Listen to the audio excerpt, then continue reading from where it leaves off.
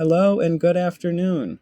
My name is Sam, and today I'll be going over the Chapter 4 of our first unit in Marketing 230. This PowerPoint was also made by Riley, Elsa, Izzy, Corinne, and Morgan. We hope you enjoyed the ride, so please buckle your seatbelts and keep all hands inside the ride.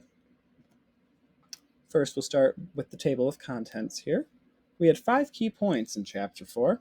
4.1 was the 4 dimensions of social responsibility. 4.2 was the importance of marketing ethics.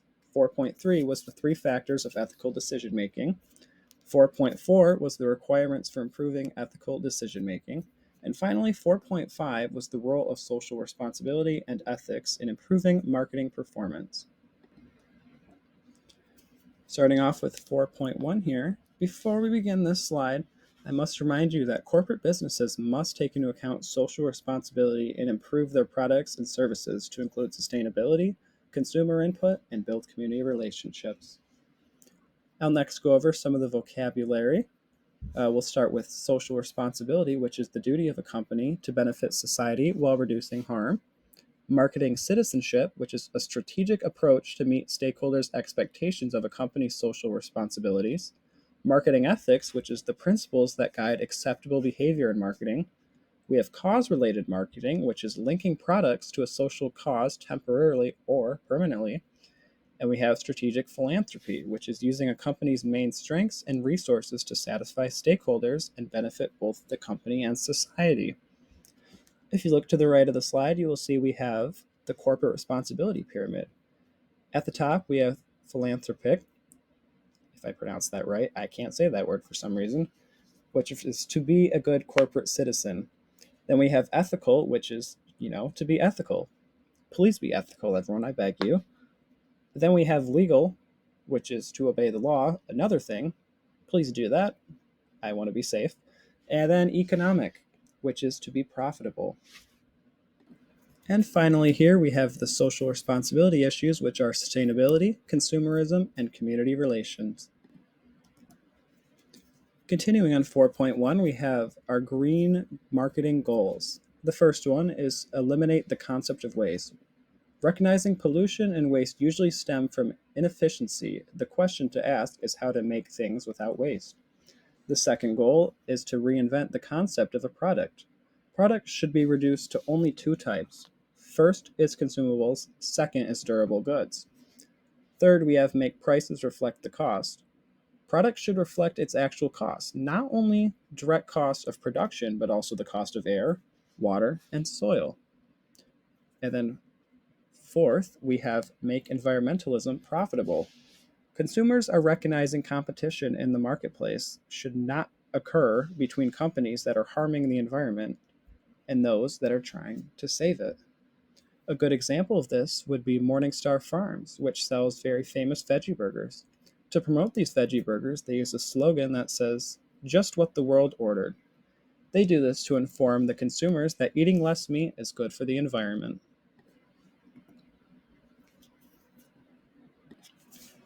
Now, we must remember as consumers that we have consumer rights.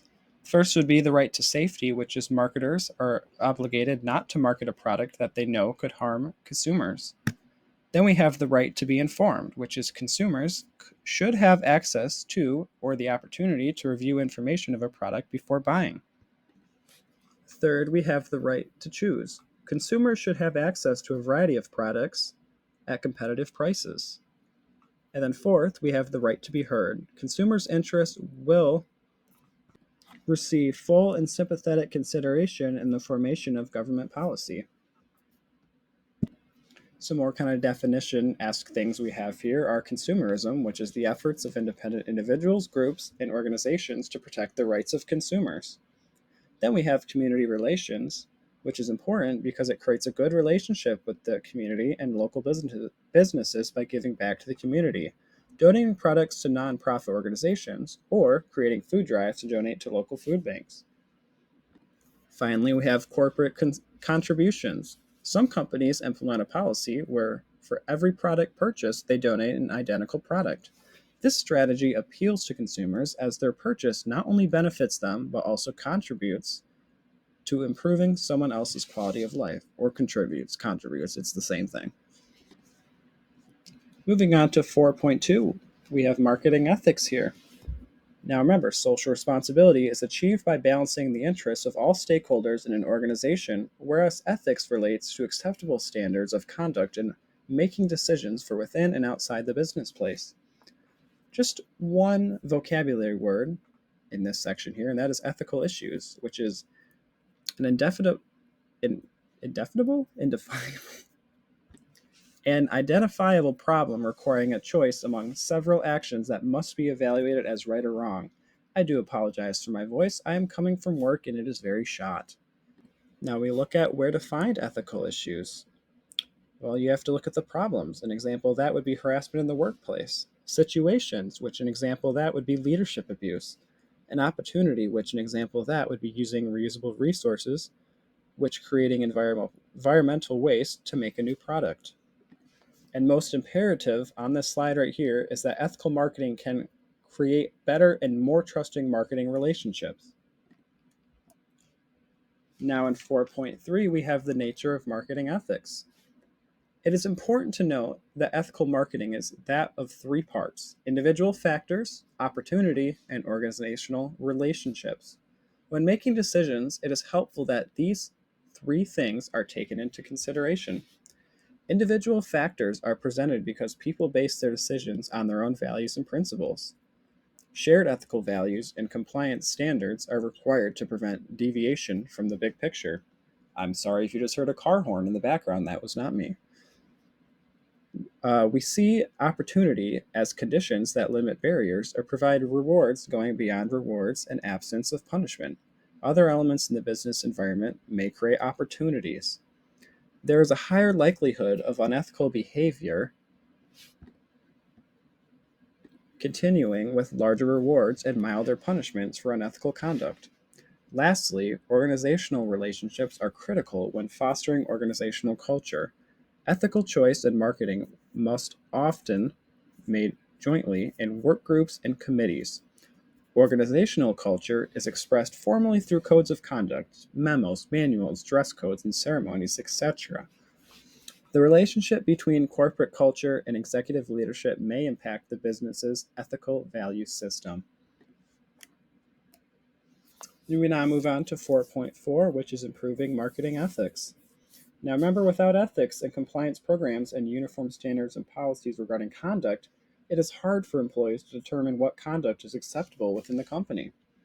One way to improve ethics is through codes of conduct, also called codes of ethics. These are formalized rules and standards that a company puts together to describe exactly what they expect of their employees. Codes help marketers deal with ethical issues that develop in daily operations by limiting specific activities and by helping employees to know both what is expected and what kind of punishment they will face if rules are violated. A few examples of things that could be included in codes of ethics and are specifically addressed in the American Marketing Association Code of Ethics are honesty, responsibility, fairness, respect, transparency, and citizenship. And you all should do that in real life too, not just in business. Codes of ethics are important to improving marketing ethics and help employees to know what is right and what is expected of them. And our final slide, 4.5, bringing us to the end of our journey. I'm sorry. And this would be incorporating social responsibility and ethics into strategic planning. Concepts of marketing and ethics go hand in hand for most consumers and businesses, and understanding how to incorporate ethics into a business plays a key role in improving marketing. In marketing, we use ethics and social responsibility to bring forth an understanding for product marketing. Ethics relates to rights and wrongs, whereas social responsibility is the total effect of marketing decisions on society. But both of these areas are profitable. Marketers adhere to what consumers want and with strategic planning bring out ethics of good conscious products that promote good health and a greener earth. Many businesses have aimed for greener goods to attract society's demands, like environmentally friendly soaps and reusable products that offer a safer choice for the earth that consumers want. And who doesn't love a good smelling soap? Soap's awesome. And finally, strategic planning with the use of ethics and social responsibility, can improve a business ability to promote healthy practices of good products and increase profits. From me and the rest of the members of my group, we hope you enjoyed our journey with us today. While it may not have been a perfect journey, it was definitely a fun one. I had fun doing this, and I hope my group did as well. And as Christina Perri once sang in her 2014 hit song Human, I am only human. Have a good night, everybody.